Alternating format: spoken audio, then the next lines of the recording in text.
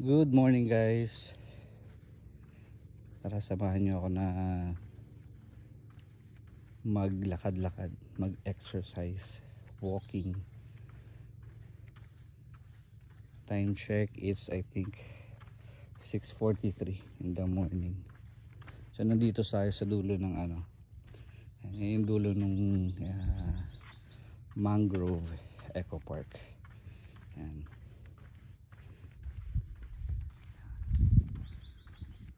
Ganda yung view dito.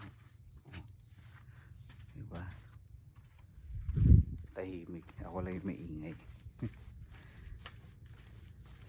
Lakad-lakad tayo. Pwede din jogging. Pwede din cycling.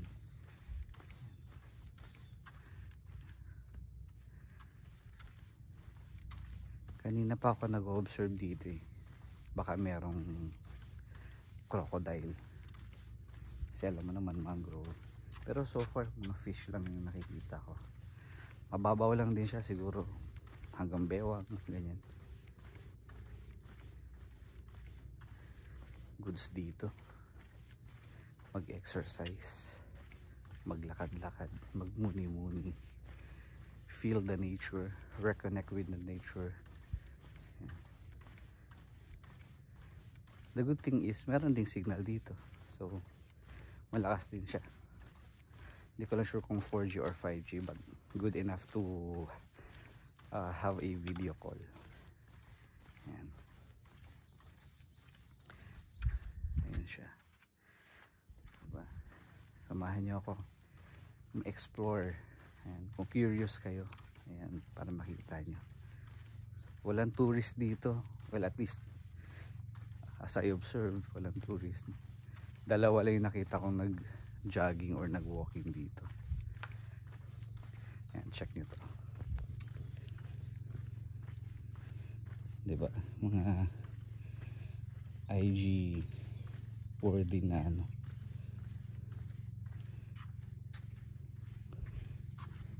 Ayan.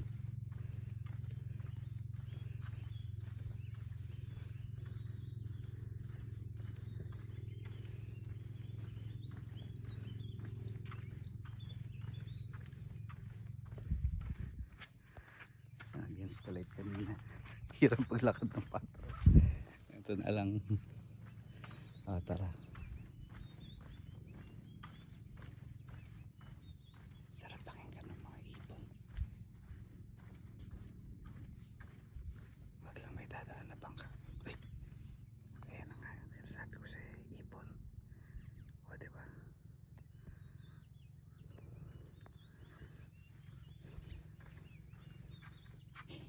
Yan yung kuleblo na ibon. Hindi ko lang sure kung anong tawag. Lalayo tayo ng konti para hindi sila madistorbo. Tingnan natin. Malalapitan ba natin? Mukhang mailap. Kakaiba yung kulay niya.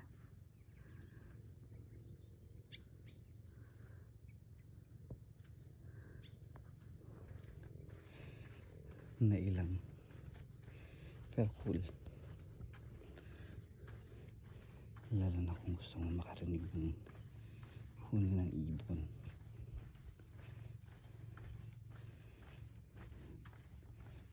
Dapat pala mas inaagahan ko. Medyo mainit na. Yung magsi 7 o'clock. Pero goods pa rin yan. That's vitamin D. Good for walking. Pwede rin mag-jogging. Diba? Kung nakikita nyo yun, meron parang ano dun eh. Ayan, viewing deck.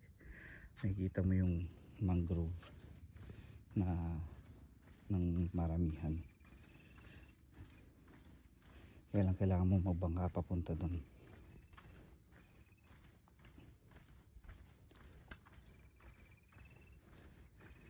This is my second week, going third week here in Siargao, pero hindi pa ako nakakaligo ng dagat.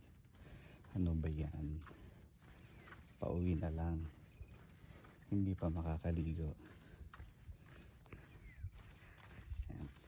Dami kasing gawa, mga ano,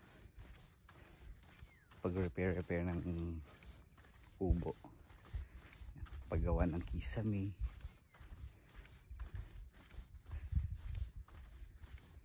at mga ilaw, mga abubot. Sana bukas ligo tayo dun sa ano, magpupungko. Then dun sa may bandang San Benito, the next town from here, San Benito, here in Del Carmen, may magandang island dun eh. Nakita ko sa Google Map, mukhang malinaw yung ilalim. Subukan natin puntahan, tapos free dive tayo. Merong ano dito, mga trivia yan, or information about mangrove yan, para maging interactive yung paglalakad, and for you to, you know, get the most out of the information about mangrove.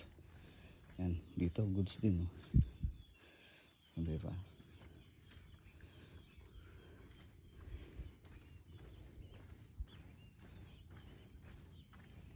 Yung tubig kalmado lang, wag lang may dadaan na bangka, kasi naman may bangka, ang ingay ng makina.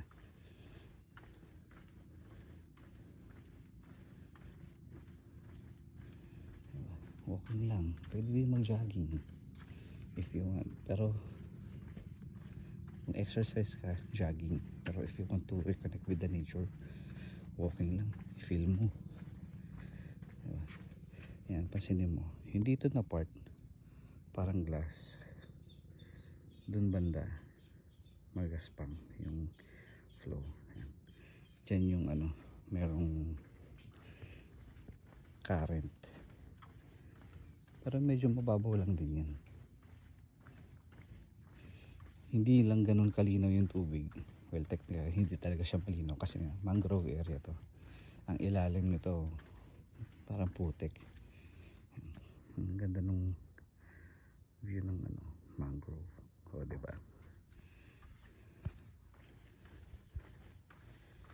Itong boardwalk is approximately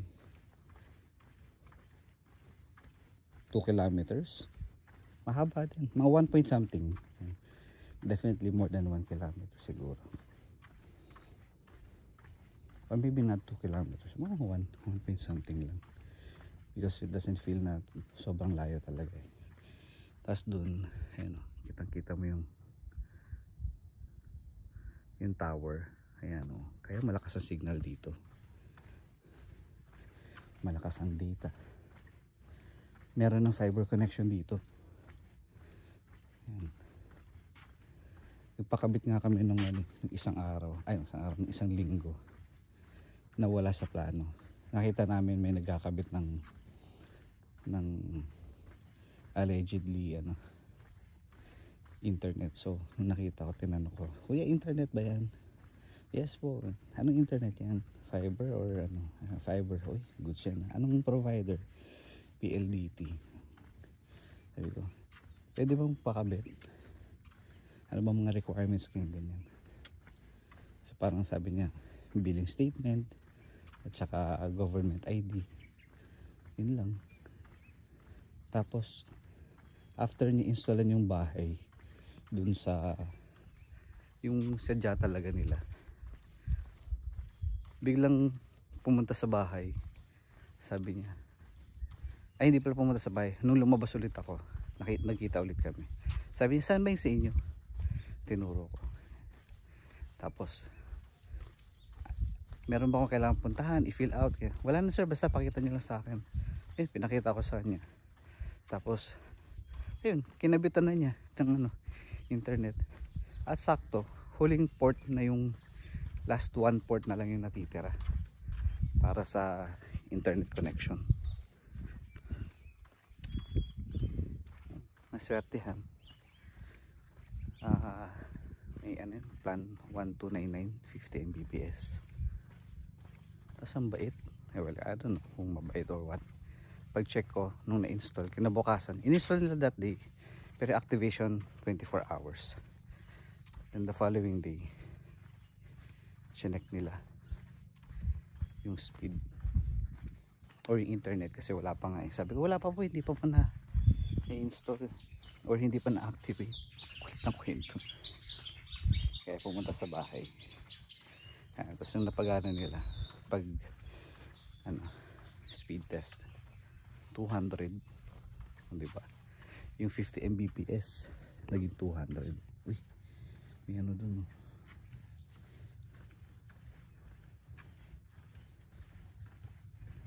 Ito, may makakasalubong tayo. Hindi ko alam kung nakailang balik na siya. Pili ko nga pangatlong balik na niya. Walking yung ginawa niya. Mabilis siya kasi siya pang talagang exercise yung plano niya. Ayan.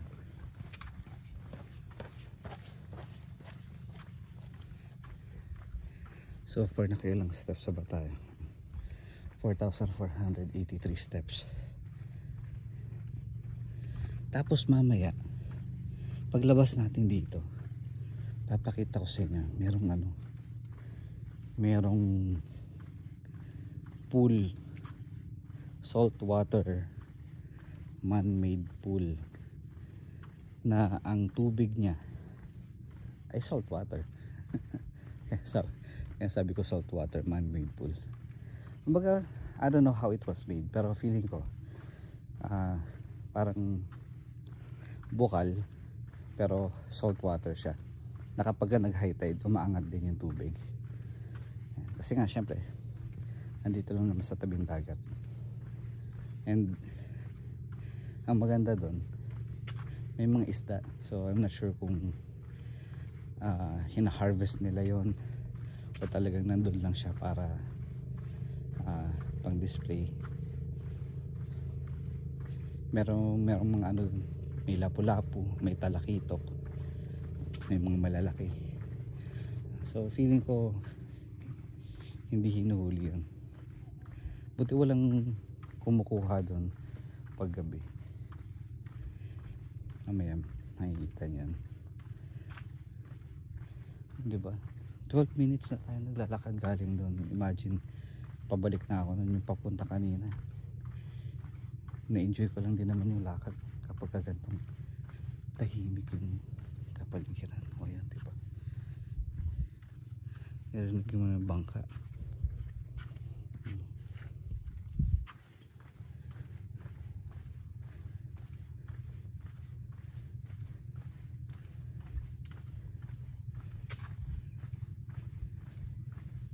Taas din ang ano, no?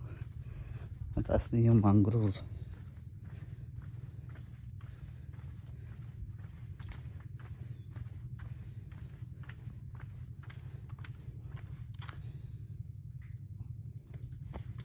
Hindi siya ganun kadali makita sa video kasi may reflection ng sky, pero in person alam mo malinaw yung tubig kasi nakikita mo yung mga dahon na nasa ilalim ng tubig.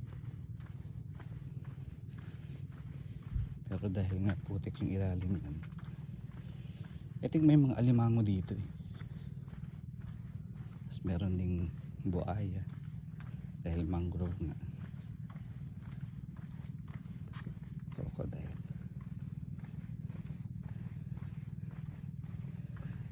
Diba?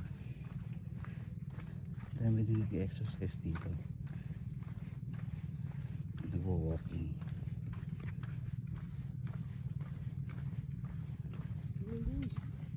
At may mga tao? Oya. Yan now? Usara. Isara ka na to? Ah. Oo. Paano ako? Yeah. Ako ay na-stroke. So, good job kay kuya na stroke. I mean, sorry, hindi pala. Good job na nag-exercise siya.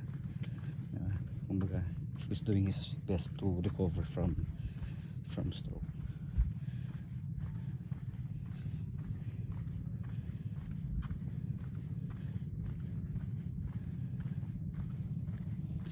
Yung Bisaya dito sa Del Carmen or sa Siargao, kakaiba sa Bisaya ng Cebuano, ganyan. Kasi yung sa Bisaya, sa Cebuano, pag sinabi mo nasaan ka, sabihin sa Cebuano ay ano, Asa. Asa man. Nasaan yan? Nasaan man? Ayan. Dito sa Siargao. Haman. Ayan. Haman. Tapos yung ano yan sa Tagalog, ano yan sa Cebuano, unsa man na. Tama ba? Correct me if I'm wrong. Pero dito sa Siargao, uno man na. Ayan, uno, parang number 1 Espanyol na uno. Uno man na. Tapos maraming J, yung sa word nila, yung tinanong mo Haman o nasaan, tapos pag sinagot na ayun no, sa Cebuano, ano ba sa Cebuano yung ano, ayun, ayun no, hindi ko lang maalala eh. Pero dito sa Siargao, jaon raw, jaon, ayun no, jaon. Meron ding tanong, meron po kayong ano sa tindahan, meron po kayong ganito. Tapos sa Cebuano, halimbawa sabon, meron po kayong sabon. Sa Cebuano, naamoy sabon, o diba? Dito, jaon imong sabon, diba? Ganun. Although it's not a perfect Siargao no, kasi hindi naman ako local dito eh. Alam mo yun, kapag kayo magulang mo bibisaya sa bahay ng Siargao nun, kaya napafamiliarize yung ano, yung tenga mo. You can understand, but you know, it's not that easy to speak their language. Pag sa tindahan ka, may mga itatanong ka or what, hanapin ka, yun yung mga kaya ko yun. Pero pag nagsalita sila, maintindihan ko kahit medyo mabilis pa, kasi minsan hindi mo naman kailangan maintindihan yung word for word. May mga keyword ka lang na maririnig, makukuha mo na yung context ng ano nila, nung sentence nila. Ano meron dito? Ayan. Dito sa unahan may mga ano dito eh, may mga information about mangrove.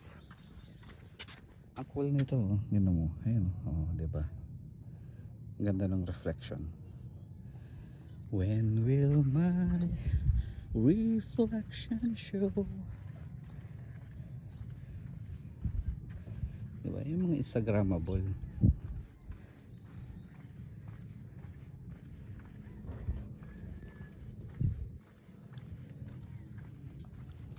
Nalala ko may ano, yan yung ganyan dati, several years ago. Ano yun eh, CR, may kubeta. Pero ngayon isip siguro nila na hindi applicable magkaroon ng CR dito, kasi syempre saan malalaglag yun? Dyan, diba? Kailangan naman gumawa ka ng septic tank. Anyway, ayan, so ginawa nilang art, diba? Tapos ito yung mga information about ano, yung mangrove, diba? Ayan. Ito yung ano, isla ng Siargao. Nandito tayo. Yan yung Del Carmen. Kita ba? Ayun, Del Carmen. Del Carmen. Ang airport nandito banda yan. Hindi malinaw yung map nila. Anyway, ito siya. Ito yung Del Carmen. Ayan. Nandito tayo. Ito yung mangrove. Ayan. Ayan yung isla ng Del Carmen. Diba? Ganun kalaki yung ano. Tingnan pa natin dito. Ayan. Things to do in Mangrove Eco Park. Yan. May group tour, biking, bird watching sa view deck. Yun yung pinakita ko kanina, yung parang view deck doon. Tapos ganyan itsura ng mangrove. Actually, kapag ka pumunta ka dito sa aeroplano pa lang bago mag-landing, kita mo na yan eh, yung mga ganyang mangrove. Yan. Ganda yung view.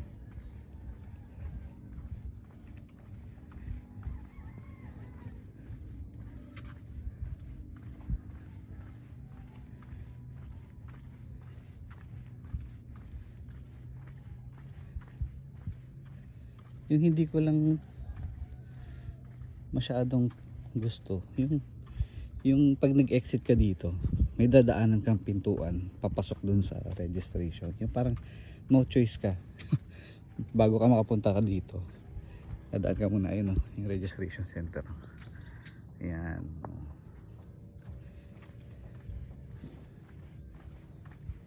Ito ata yung dati, ayan, kahoy pa yung ano, yung pinaka boardwalk nila.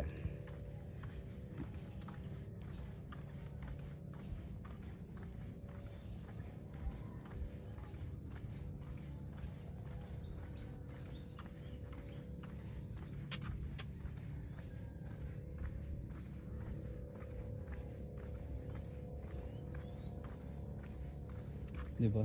20 minutes walking one way. Ito na kasing entrance eh. Yan yung, I mean, yung start. Ayan o. Sa 20 minutes na tayo. Pero it doesn't feel like that long. Kasi na-appreciate mo yung nature eh. Ayan pag ganyan o. May bulong ganyan. Either may isda or what. Teka, pause muna tayo. Tignan natin. Ano pang meron dyan. Meron tayong makitang interesting. Ayan, mangrove din yan.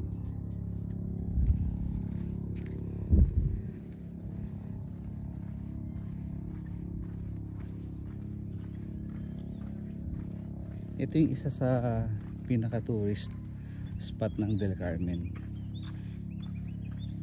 Pero dito sa Del Carmen, you really cannot expect na meron kang dagat na maliligoan kasi napapalibutan yan ng mangrove, diba? So hindi siya kakit-takit liguan, and dahil nga may community, alam mo na, hindi siya ganun kalinis. Although this Del Carmen is a jump off point papunta sa mga island hopping like yung Sugba Lagoon, yan, Kauhagan, yan, yung mga ganyang island, diba? Commitment wall, ayan, may nag-vandalize, pambihira. And this is how it look like. Ayan, mangrove boardwalk. Ayan, pa-exit na tayo.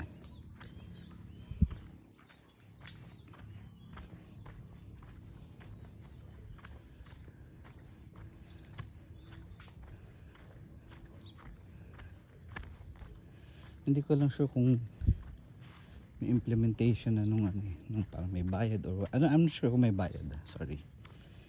Kasi may nakalagay dito registration. So ito yung dati kasi wala naman to. Ayan. Dire-diretso lang, lakad ka lang papunta ng boardwalk.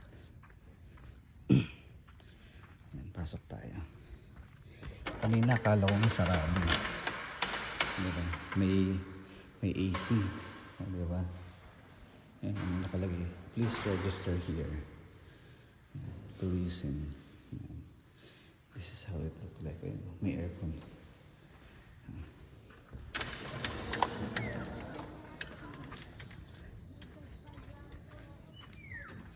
Ayan, Del Carmen Mangrove Eco Park. Ayan. Hindi ko sure kung ano to, pero maganda din yung may ganyan, no? May mga tali-tali ganyan, para kang nasa harbor. Ayan, tapos ito community na.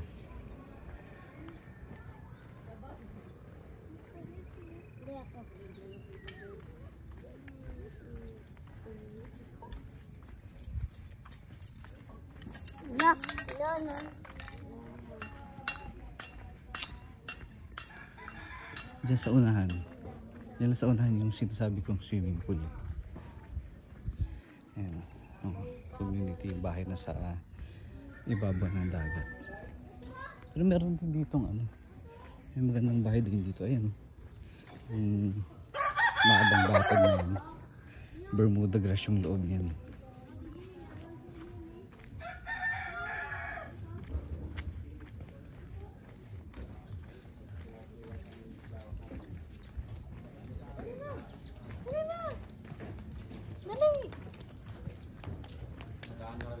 Doon sa may unahan. Fast forward nyo na lang kung hindi kayo makapaghintay.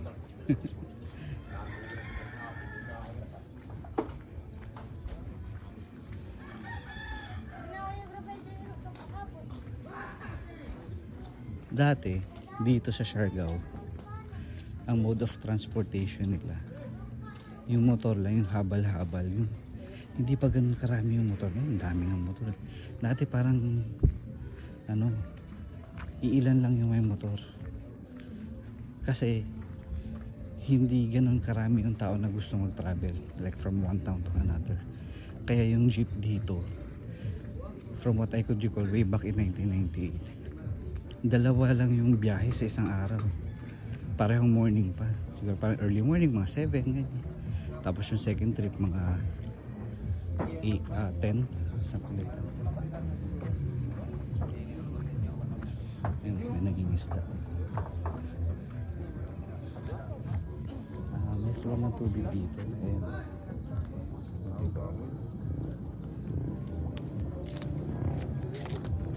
Diba?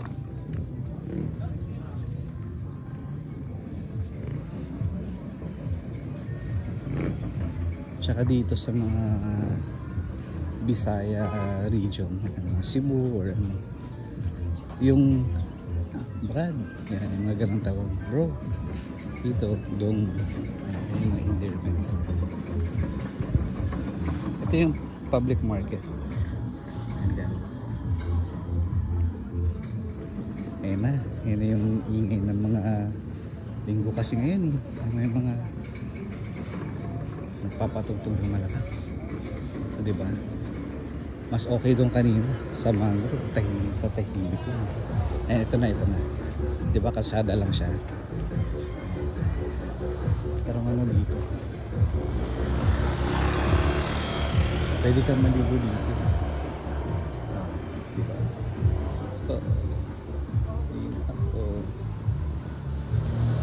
Pero ano dyan, talaki ito. Ang laki. Ano tayong lapu-lapu. Pero puro talaki ito. Kaya nakikita kong dami. Meron din yung parang kamag-anak ng tilapia. Ito lang yan siya. Ayan. May salbabida. Yung sa miligo. Malinaw siya. Ayun, may colorful. Diba?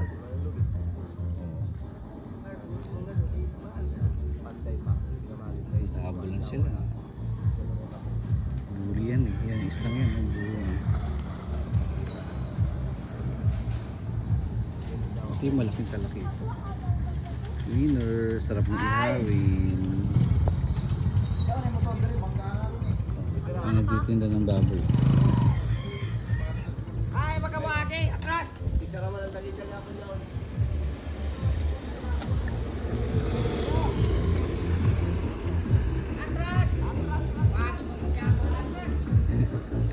Yung mga akala mo nag-aaway pero mga magkakakilala yung mga yan.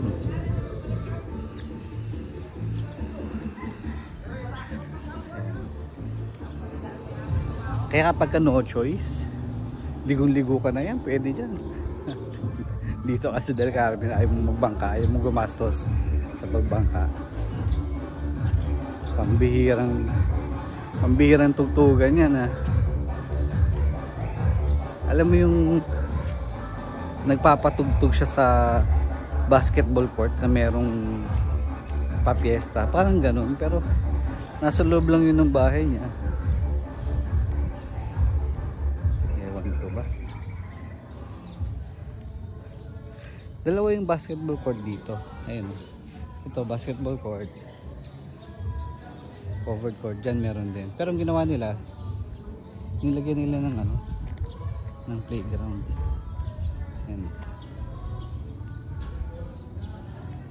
Para sa mga bata. So, yung kalsada dito, simentado sana, kaya lang sira-sira. Dahil siguro malambot yung lupa dahil malapit sa dagat. Kaya hindi nagtagal. Tapos eto, ayan, water for all yan. Bigay ng DSWD. Kaya lang nakapadlock. Sabi, itong tubig na to hindi yan maiinom. So pwede mo siya gamitin pang hugas ng plato, para sa banyo. May mga linya din naman ng tubig kagaya niyan. ng tubig yan. Kaya lang yung tubig dito medyo malabo. So yung tipong pang banyo lang talaga. O kung gusto mo pang hugas ng plato, pwede din naman. Kaya lang yung pinaka final na banlaw mo ay yung malinis na tubig. Saan ba kukuha ng malinis na tubig? Doon sa mineral water. Ayan. Mineral water dito is 20 per container.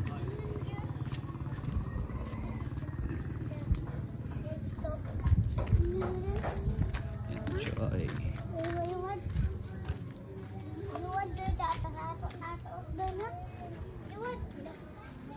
Ayan. So this is the community of Del Carmen.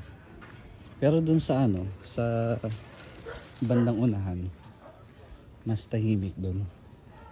Dito kasi kung sa Manila pa parang floodway. Familiar kayo sa Cainta floodway na yan. Yung sabi nila, pabrika ng bata. Yung maraming tao, ganyan. Maraming mga bata. Diba? Yung mga din dito, may mga may kaya din dito. Yung naka 4x4. Tapos mapapansin mo, ang dami may mga solar light kasi madalas mag brown out dito. Although minsan hindi naman ganun katagal, pero back in the days nagkaroon ng brown out dito sa Siargao ng ilang buwan. Parang yung undersea cable ng kuryente nasira, kaya nawalan ng kuryente dito ng ilang buwan.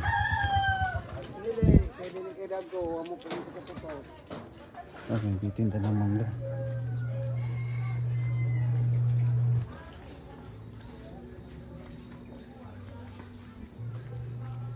$30 minutes already. Ano mo yun? Hindi mo lang namalaya na gano'n nakatagal. So, ibig sabihin yung yung papunta ko kanina 30 minutes din sa 1 hour. So meron ditong parang purok.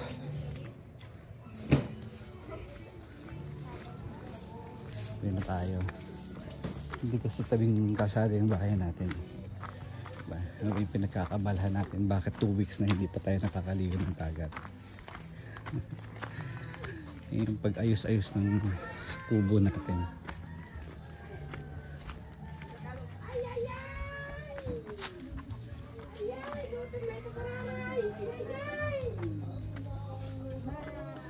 Yan yung e-bike natin. Pinaship pa natin yan from Manila.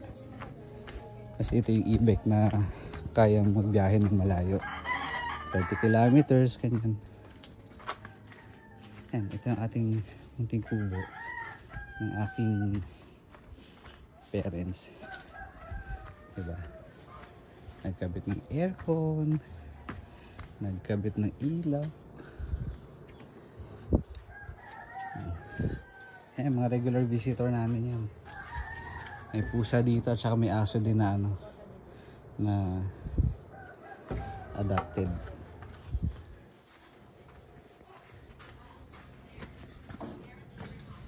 Alright, we're here.